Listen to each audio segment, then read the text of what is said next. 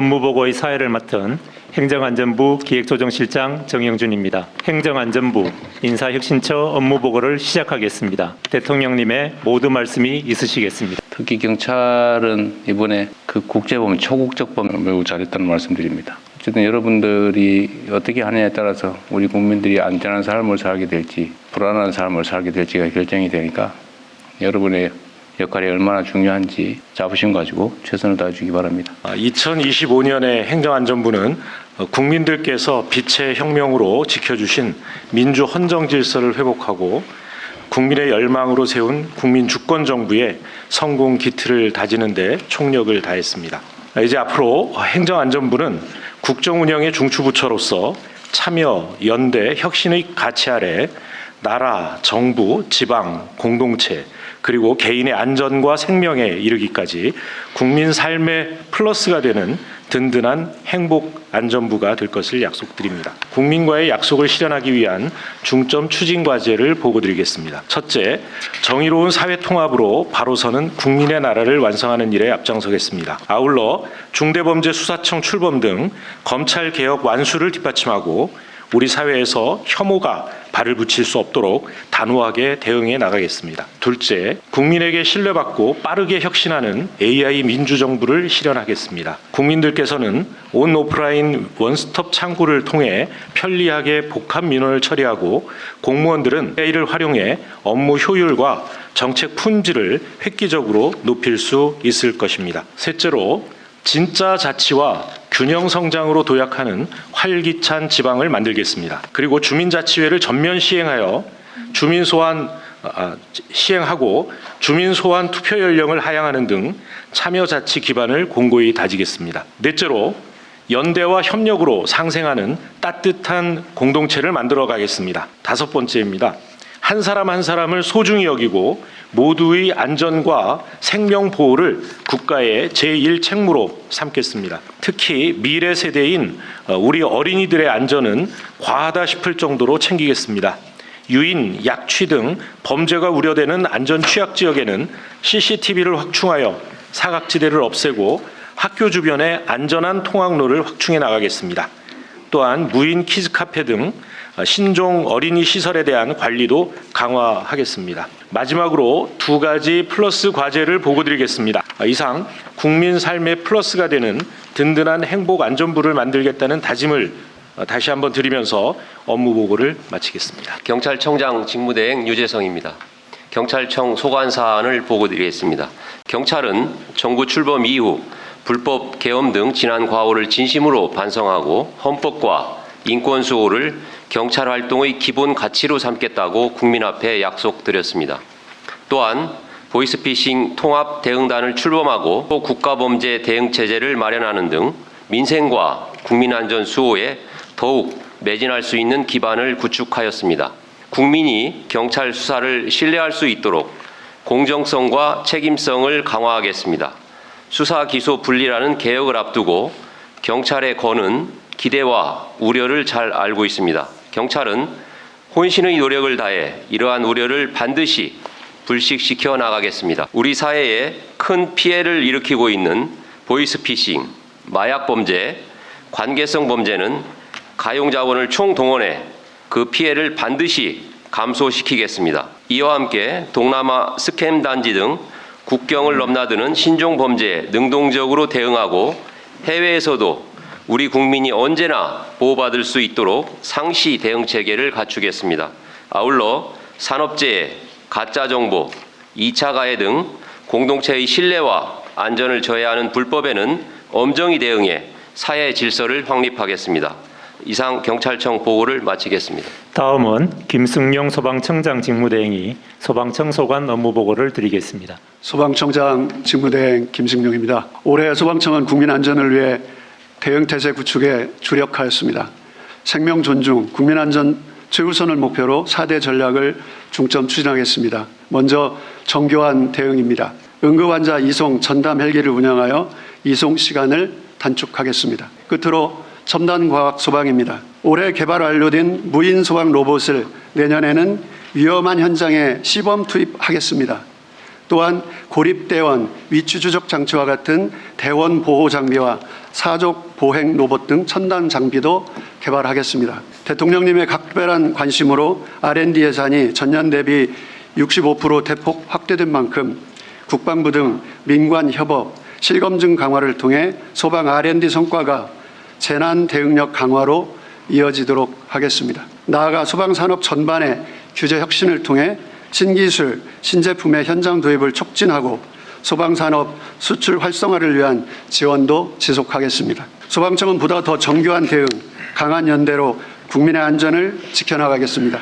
이상 보고를 마치겠습니다. 이제 토의를 진행하도록 하겠습니다. 이거 우리 사회에 지금 혐오 표현, 혐오 현수막 이거 정말 문제잖아요. 친척이 어떻습니까? 광주 광산이라든가 서울 성동구 또 강북구 이런 데에서는 5개 광고물 심의위원회를 별도로 구성해서 적극적으로 대응하고 네. 있습니다. 아직 그 5개 광고물법이 개정이 안 됐고요. 지금까지는 무조건 다 방치해 놓으니까 별 해괴한 걸 다 붙여 놓는데 네. 그거는 사실은 방치하면 안 되는 거잖아요. 가이드라인을 만들어서 이것까지는 단속해라. 단속하는 것이 맞다라고 해줘야 지방정부도 마음 편하게 하고.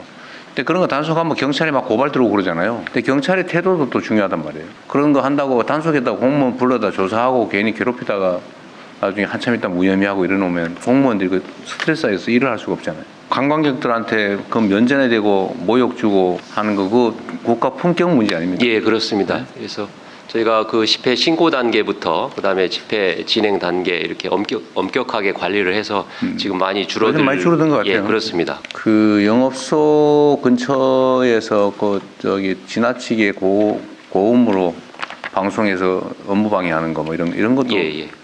좀 강력하게 단속을 하십시오. 예, 그렇게 그것도 하겠습니다. 민원 처리를 원스톱으로 하겠다는 건 매우 좋은 태도 같습니다. 그래서 원스톱 창구 운영, 원스톱 민원 처리는 전 부처가 좀 정성을 기울여서 추진해야 될 정책 과제 같습니다. 공직사회는 신상필벌을 좀 분명하게 해야 되겠다는 겁니다. 그거 하기 위해서 이번 특별 선거 포상금 제도도 마련했다고 하니까 네, 그렇습니다. 그것도 적극적으로 좀 시행하고요. 그리고 이런 건 누가 지적을 해달라고 하던데 그 성과 빼앗기 이런 거 좀 못하게 하자. 자기 부하들 팀원들이 한 거 지가 홀랑 뺏어가지고 평소에 일은 안 하다가 생색만 내고 그래서 일하기 싫다 뭐 이런 얘기를 아마 하위 공무원들이 그런 얘기 좀 하는 것 같아요. 그래서 성과 탈취라고 그러던가 그런 것도 좀 각별히 신경을 좀 써주면 좋겠다는 겁니다. 공공기관 지방 이전의 경우에도 예, 인센티브를 주는 방법 그거 좋은 생각이네요. 예. 지금 기동대로 얼마나 많이 더 빠져나갔나를 제가 한번 판단을 해보려고 그래요. 아는 분 계세요? 제가 이 얘기를 왜 하냐면 지금 경찰의 그 수사 업무 인력이 예. 제가 보기에는 좀 부족해 보여서 그러는 거예요. 예, 그렇습니다. 일은 많이 늘어나고 예. 요즘은 또 범죄가 옛날하고 달라서 복잡하잖아요. 예. 또 수사도 쉽지도 않고 인력도 많이 필요한데 예.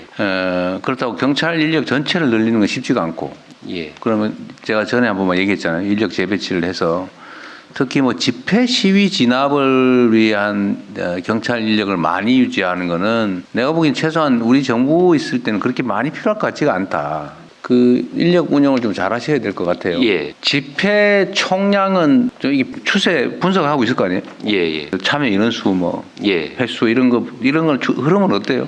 집회 추세는 뭐 그렇게 뭐 큰 변동은 없다고 저희는 보고 있습니다. 내가 받는 보고서상으로는 참여 인원수는 좀 줄어드는 것 같던데요? 좀 어때요? 제가 정확히 그 통계는 가지고 있지만 또 같이 오신 분들은 뭐 아는 분 없어요? 폐 진압 뭐 이런 데다가 너무 역량을 많이 소진할 필요가 없지 않을까? 그 진압 대기 인력은 좀 줄여야 되지 않을까? 줄여서 수사나 민생 치안 영역으로 좀 많이 전환을 해줘야 되지 않을까 생각이 들어서 그런 겁니다. 승강기 안전공단은 뭐 특별히 볼 건 없는 것 같고요. 일제 강원 강제동원 피해자 지원재단 민주화운동 기념사업회 누구 나오셨어요?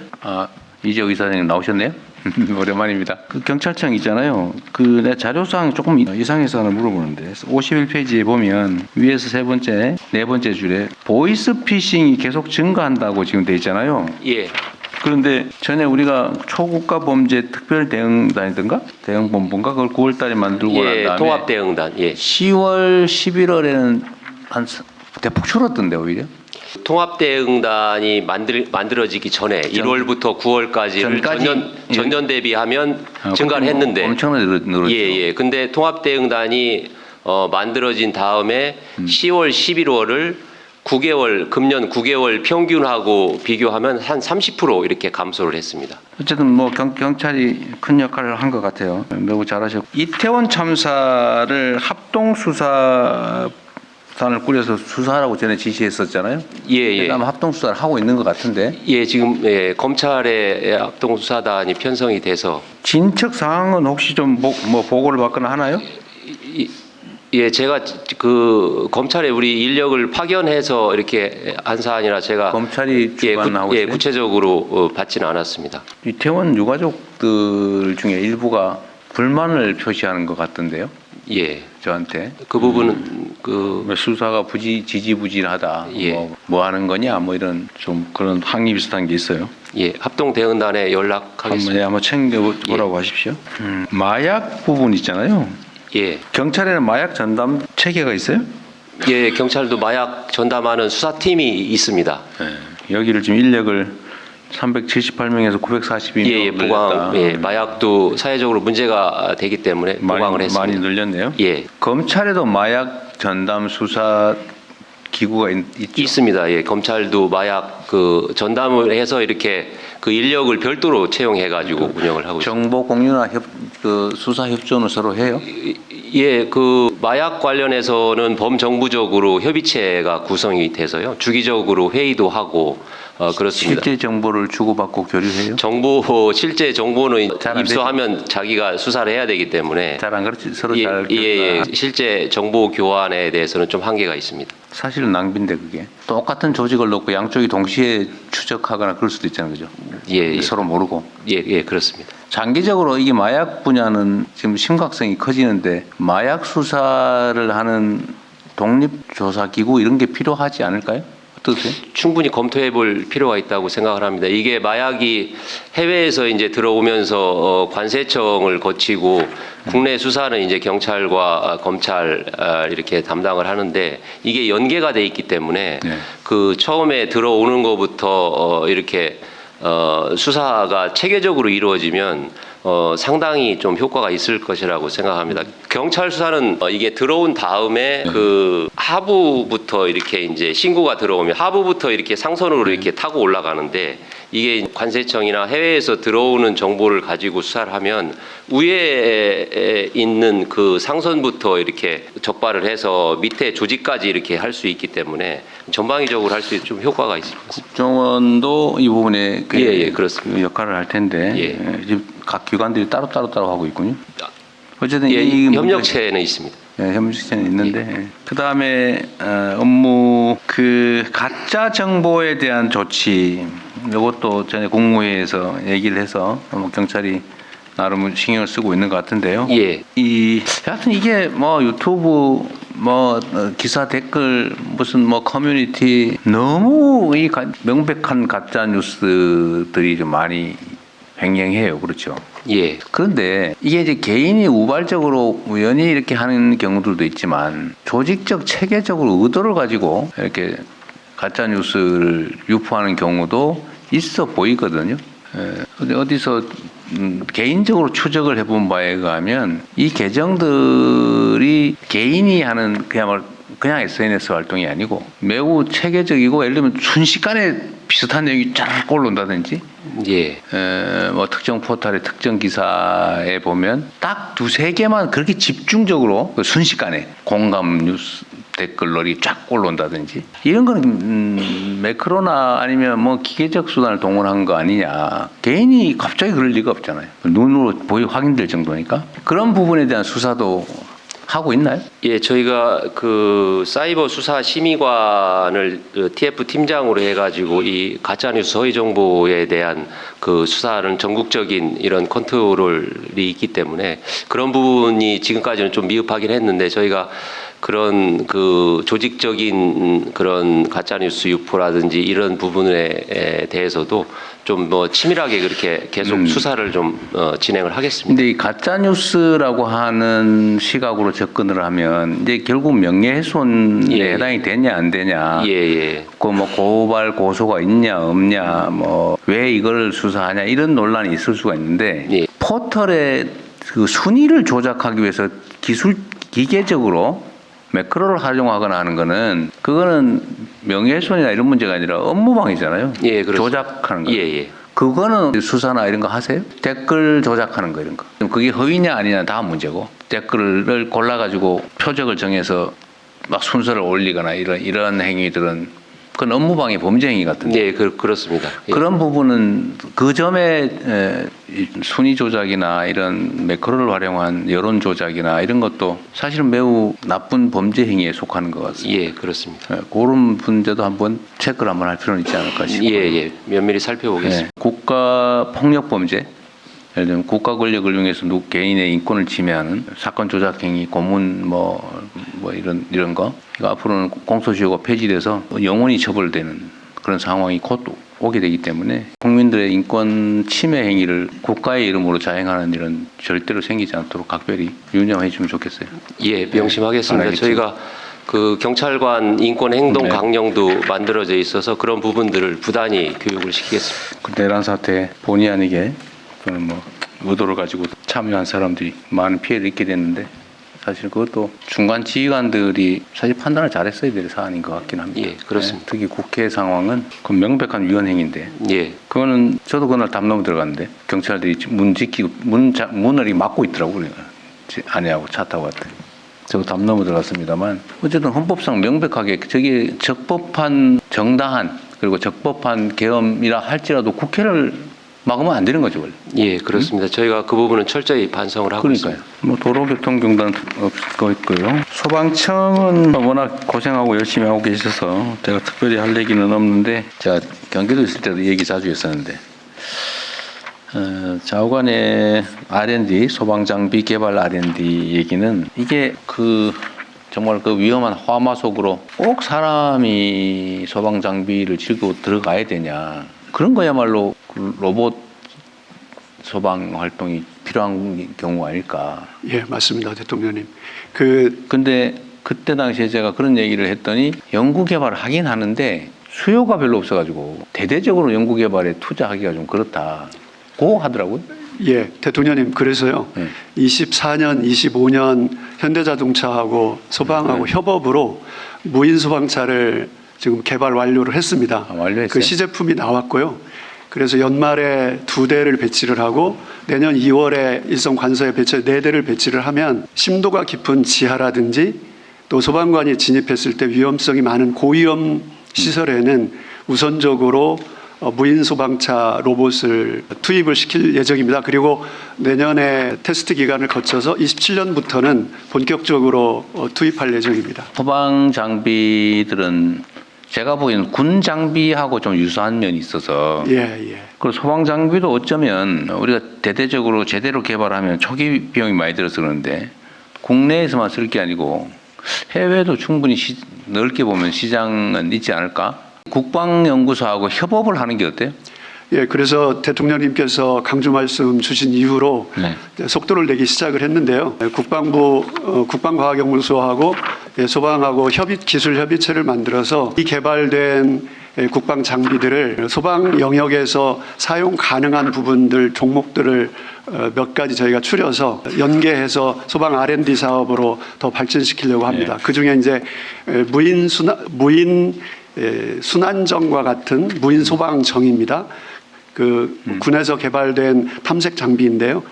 수색 구조 상황에 소방에서도 필요하기 때문에 그런 장비들을 연구 개발을 하게 되면 기개발된 연구 성과가 있기 때문에 좀 손쉽게 속도를 내서 소방에서도 적용할 수 있을 것 같습니다. 이어서 인사혁신처 업무 보고를 진행하도록 하겠습니다. 먼저 최동석 인사혁신처장이 업무 보고를 드리겠습니다. 인사혁신처장입니다. 먼저 국민에게 충직한 민주적 공직사회를 만들겠습니다. 둘째, 전문성을 갖춘 일 잘하는 인재를 양성하겠습니다. 셋째, 깨끗한 공직사회를 실현하겠습니다.